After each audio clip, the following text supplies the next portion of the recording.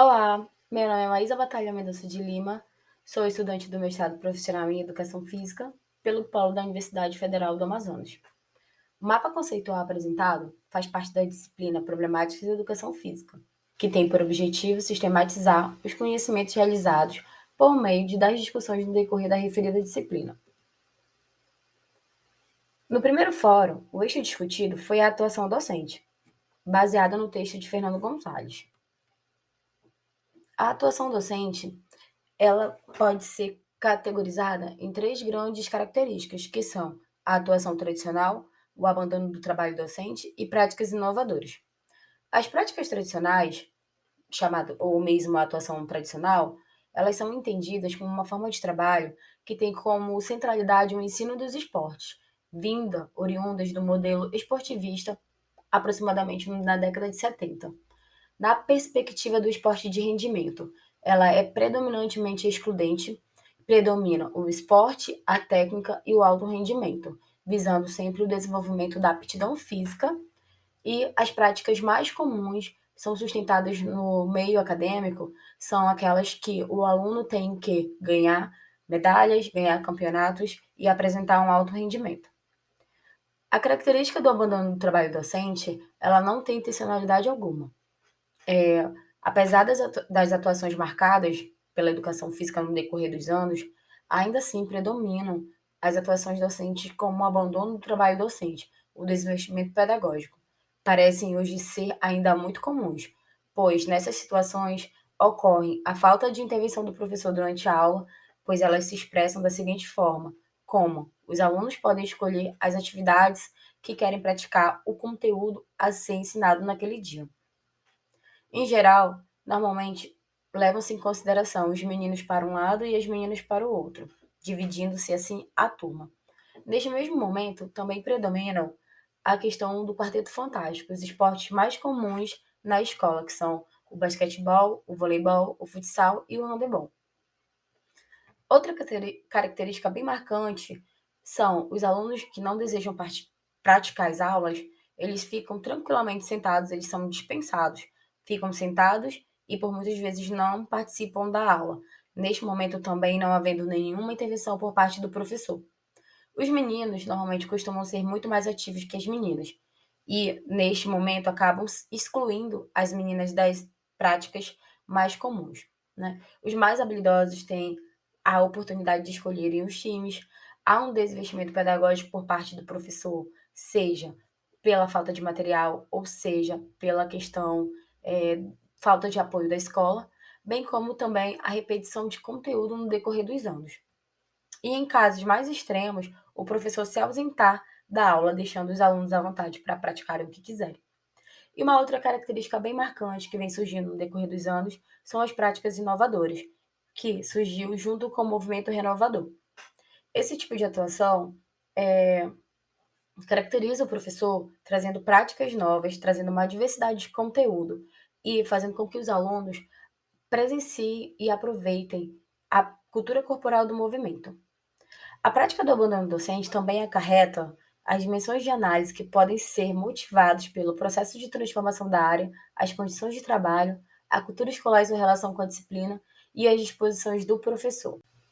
Então, neste momento, iremos falar sobre a relação entre teoria e a prática.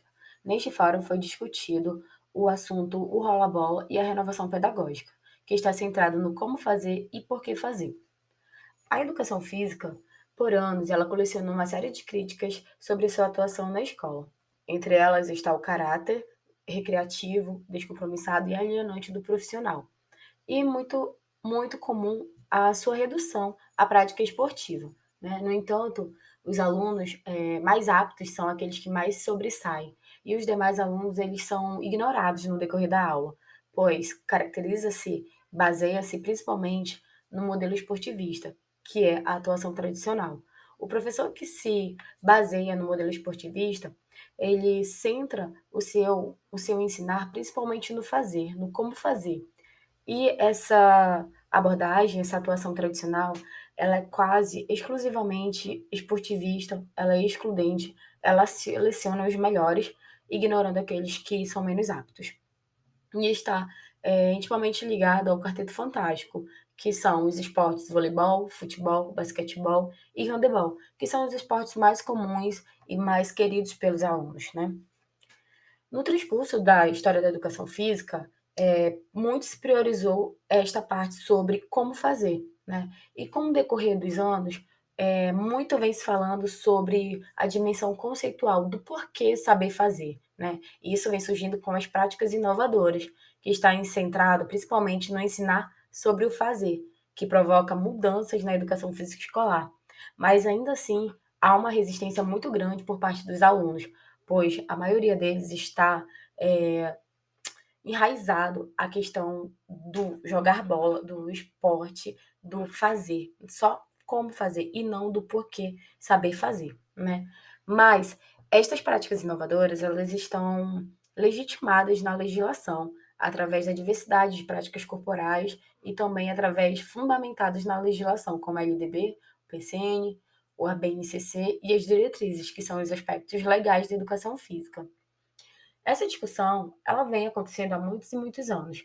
Ainda assim, não é fácil inserir dentro do ambiente escolar a questão conceitual, as dimensões conceituais. Porém, o professor que trabalha com essas duas vertentes, elas são duas práticas que não se separam, elas são indissociáveis, que abrangem as dimensões conceitual, do porquê saber, atitudinal, que são os valores arrolados no decorrer da discussão ou das aulas, e a procedimental, que é como fazer. Então, não tem como haver uma separação da teoria e da prática, ela se faz necessária para que o aluno adquira uma autonomia em relação à sua cultura corporal de movimento. As aulas elas não podem abrir mão da dimensão conceitual, dos conhecimentos, as práticas, embora a ação pedagógica a que se propõe a educação física esteja sempre impregnada da corporeidade, do sentir e do relacionar-se. Mesmo que isso venha sendo impregnado há muitos e muitos anos, há um processo de mudança atualmente na escola. Neste sentido, a educação física ela ultrapassa o ensino ao esporte, a ginástica, a dança, os jogos, as lutas, que são os conteúdos, né, a diversidade das práticas corporais proposta pela legislação. Ao contrário, a educação física na escola ela busca, ela deve garantir o direito do aluno de saber do porquê que ele está praticando aquela modalidade ou aquela prática corporal e porquê daquele movimento. Isso são os conceitos ligados à prática daqueles procedimentos que são ensinados dentro da escola. A educação física, ela vem falando sobre os aspectos legais, que foi um texto em Pulseto e Suraya Darido. Elas reportam que a educação física é um componente obrigatório da educação básica, mas nem sempre foi assim. É importante fazermos uma síntese sobre os aspectos legais da educação física, pois, de acordo com a legislação, tivemos algumas LDBs e algumas reformas e atualizações que referem-se à facultatividade e à obrigatoriedade da educação física na escola. A LDB de 1961 fala que a educação física ela era uma prática obrigatória nos cursos primário e médio até os 18 anos. Porém, houve uma reforma após 10 anos, houve uma reforma que atualiza a LDB de 1971. Tornou-se, diz que a educação física tornou-se obrigatória a todas as idades, com algumas ressalvas. Jornada igual ou maior que 6 horas, mais de 30 anos, presta em serviço militar e razões de saúde. E ela era facultativa também à mulher com prole. A LDB de 1971 sofre algumas alterações, perpassando alguns anos, chegando à LDB de 1996. A educação física, ela toma um status de componente curricular obrigatório e ela tem algumas ressalvas referente a isso. Ela passa a ser uma proposta pedagógica na educação básica, seja na educação infantil, no ensino fundamental 1 e 2 e no ensino médio. Os alunos tinham que estar dentro da faixa etária, ela continuou sendo facultativa no turno noturno e ela deixa de ser obrigatória no ensino superior, pois anos atrás a educação física no ensino superior era obrigatória depois da reforma militar, pois eles tinham o intuito principalmente de saber o que de fato acontecia dentro da escola. E após a LDB de 1996, houve a alteração na LDB, perpassando em 2003, pois a prática da educação física torna-se facultativa, sendo um avanço ou um retrocesso, porém com algumas alterações. Aqueles também que poderiam não praticar educação física era facultado não só a mulher com prole, mas quem tivesse prole, jornada igual ou superior que 6 horas ou mais de 30 anos, que prestasse serviço militar ou fosse incapacitado fisicamente. Então, nesse momento, falaremos sobre o ensino do esporte. No fórum sobre o ensino dos esportes, muitos questionamentos foram levantados ao longo da história. Bom, o ensino dos esportes, ele foi oriundo do modelo esportivista, adentrando o espaço escolar, pois surgiu no pós-guerra uma concepção tradicional esportivista, que caracterizava-se principalmente pela competição e pela superação individual da pessoa. O esporte passou a receber uma maior atenção neste momento, inserindo nas pessoas um ideal de nacionalismo e patriotismo, pois o modelo esportivista, naquele momento, baseava-se em aspectos médicos que tinham o objetivo de a busca pela saúde, o corpo forte e higiênico. Então, nesse momento, no pós-guerra, surgiram novas tendências para o sistema educacional, que o esporte foi visto como um momento para priorizar o corpo forte e saudável. Nesse momento da história, o esporte passou basicamente a ser sinônimo de educação física escolar. As aulas tinham um propósito principalmente de treinar, de preparar o corpo, um treinamento de equipes esportivas, que caracterizou-se então a partir daí o modelo esportivista. Então surgem algumas características, alguns momentos referentes ao ensino do esporte nas escolas. Bom, como nós sabemos, o esporte ele está presente na cultura desde os nossos antepassados. E o esporte na escola ele é predominantemente excludente, ele é predominantemente esportivista, onde prevalece o Quarteto Fantástico já mencionado anteriormente, essas atividades que são mais comuns, como o futebol, o basquete, o vôlei, o handebol. O Quarteto Fantástico, este momento na escola, priorizava principalmente a detecção de talentos, o rendimento máximo e a exclusão de alunos, ignorando aqueles alunos que pouco eram habilidosos. O ensino dos esportes na escola, nesse dado momento, ele concentrava-se principalmente nos movimentos técnicos e motores do indivíduo, né? Já no esporte da escola, havia uma oportunidade de conhecer os diversos conteúdos, né, e experimentar a cultura corporal do movimento. Esse movimento dos conteúdos diversos considera o rendimento possível, democratiza o conhecimento e inclui o aluno nas modalidades, ainda que ele seja menos habilidoso que os demais. Então, é importante nós sabermos um pouco sobre de onde vem a origem do ensino dos esportes, para nós sabermos o real papel e a função da escola, que trazem algumas propostas referentes ao modelo renovador, pois no modelo renovador surgem as novas tendências pedagógicas para o componente curricular. A educação física ela nem sempre foi um componente curricular obrigatório, mas de acordo com a legislação, ela tornou-se um componente curricular obrigatório. Então, na década de 1980, procuram-se, né, soltar as amarras que deixavam a educação física presa a principalmente o ensino dos esportes na escola. Então, muitas discussões começaram a surgir, começam a questionar de fato a finalidade da educação física como componente curricular. Então, surgem assim e estabelecem fortes críticas quanto ao esporte ser o conteúdo hegemônico nas aulas de educação física, né? E a partir dessas discussões do modelo renovador, também surgem modelos novos, né? Novos olhares para a utilização do esporte no interior da escola, que anteriormente, no período pós-guerra, ele era praticamente mencionado como um ensino dos esportes voltado para o corpo saudável, para a saúde, para o corpo forte e higiênico. E a verdade é que com as discussões oriundas, né, a partir da década de 80, o esporte ele toma um novo sentido, que não é só somente preparar o corpo, mas levar o aluno a refletir, a praticar, a incluir, a propor o que de fato ele sabia, poderia aprender com a prática dos esportes na escola de uma forma geral, de como fazer, associado às dimensões do como fazer, do porquê fazer e quais valores o ensino dos esportes traziam, né?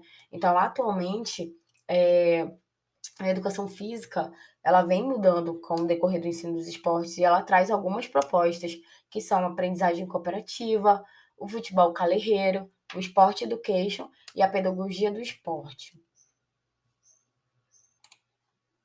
Com todo o modelo proposto, o esporte ele vem ganhando um espaço nos tempos atuais, né? Como é o caso de algumas modalidades, pois elas são praticadas desde o tempo da Grécia até a atualidade, passando a ter um, um movimento mais significativo perante a sociedade, perante a mídia, né? E está cada vez mais presente. E constata-se que, atualmente, que o esporte está cada vez mais presente na vida das pessoas. É, e por meio da transmissão de jogos, competições, a mídia, a televisão, o jornal, a internet, esses meios de comunicação estão trazendo cada vez mais à tona o esporte como uma forma de sociocultural, de que as pessoas possam vir a interagir por meio deles. Porém, é imprescindível que torna-se essencial a questão do conhecimento sobre o esporte, onde podemos atualmente transpassar essas barreiras existentes de que o esporte é somente o fazer e proporcionar a experimentação dessas atividades dentro do ambiente escolar relacionadas ao esporte. E a partir das vivências, né, nós como professores podemos oferecer condições para os nossos alunos refletirem sobre os diferentes contextos, sobre as possibilidades, sobre as abrangências dos esportes, as origens, as evoluções, as alterações, e assim também como eles entenderem as influências que a mídia exerce sobre o esporte, principalmente proporcionando a eles uma reflexão, uma discussão e uma construção de conhecimento, permitindo eles almejarem, conhecerem e experimentarem os esportes dentro da escola. Neste tópico, questões de gênero, o texto foi baseado em Osmar Souza Júnior, vem falando sobre as questões de gênero. As questões de gênero é um assunto bastante particular dentro do ambiente da escola. Embora a composição e a fala sobre as questões de gênero estejam bastante associadas às práticas da educação física no ambiente escolar, devemos ter em mente que sexo, sexualidade e gênero são diferentes entre si. Sexo é o termo utilizado para identificar as características anatômicas que diferenciam os homens das mulheres. Já a sexualidade refere-se a uma série de crenças, comportamentos, relações e identidades socialmente construídas e historicamente modeladas, que permitem homens e mulheres vivenciarem seus desejos e prazeres corporais. Gênero significa a condição social através do qual nos identificamos como masculino e feminino. Todos esses aspectos trazidos para dentro da escola geram uma grande discussão na questão da separação das aulas de educação física entre meninos e meninas.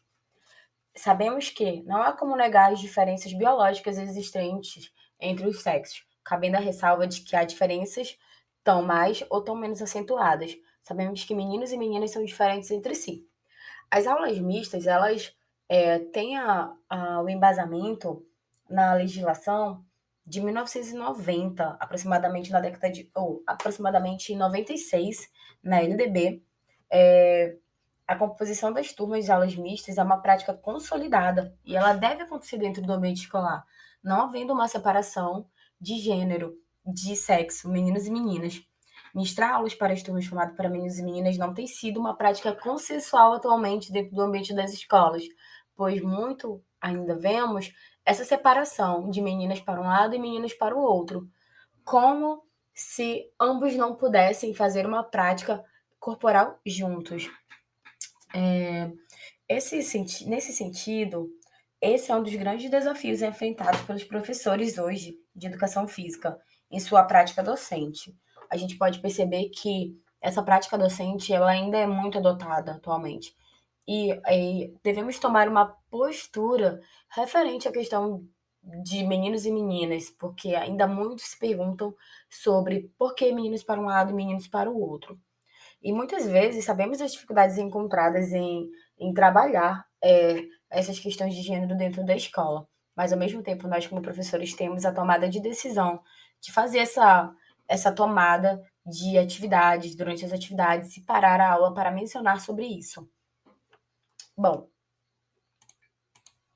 Bom, pois as aulas mistas, elas trazem oportunidades, elas através de quê? Quais metodologias e intervenções podemos fazer? Ressignificar os jogos para que não haja exclusão, a participação de todos os alunos, pois assim eles poderão interagir, como na sociedade não há separação de homens e mulheres, né? Assim também não deveria haver dentro do espaço escolar.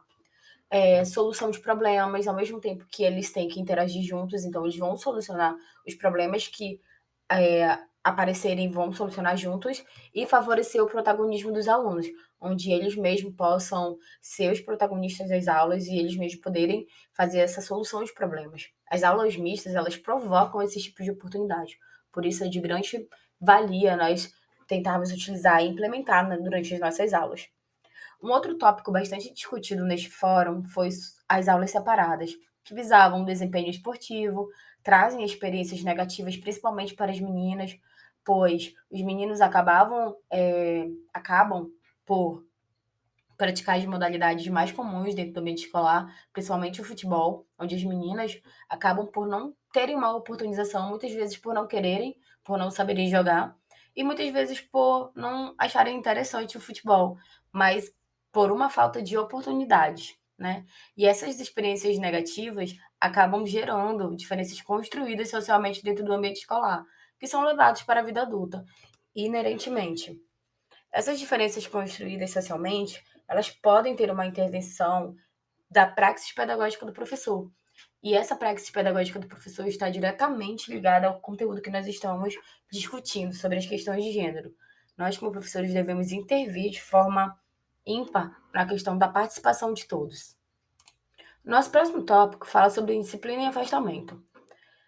Não obstante, não podemos deixar de falar sobre o afastamento e a indisciplina. São motivos que trazem, são possíveis fatores que fazem acontecerem os afastamentos e a indisciplina dos alunos na escola. O afastamento, os possíveis fatores são os conteúdos repetidos, a falta de habilidade por não saber jogar ou praticar determinada modalidade passada, pois em muitas vezes acaba acarretando a repetição de conteúdo, como já mencionado em um fórum discutido anteriormente, assim também como as aulas no contraturno.